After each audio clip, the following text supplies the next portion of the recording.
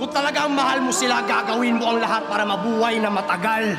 Because it's easy to say you'll die for your loved ones. Ang mahirap ay yung gawin mo lahat to live longer for them.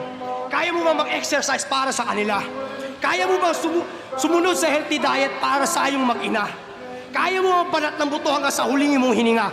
O babuhin na yung sarili, yan lang gagawin mo sa iba? Kasi panaireklamo lang itong tangina.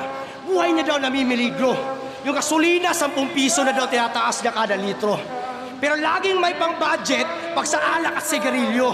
Libre lang mag-ehersisyo, putang inuuna mo pa yung bisyo. Real talk, gila sa kanya, applicable to sa lahat. Inuuna mo pa yung bisyo, gago din nabibili ng pera ang tunay na sakripisyo. Ultimate form of self-respect ang maging disiplinado. Pero tila hindi ka natuto sa mga kapatid nating yumao. Kasi ang pagiging abusado sa katkuhan na ginagawa mo ay isang malaking insulto sa nangyari kay Romano. Ano? Kailan ka magbabago?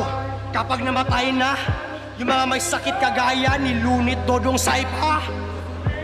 Because you can have 1,000 problems in this life, son.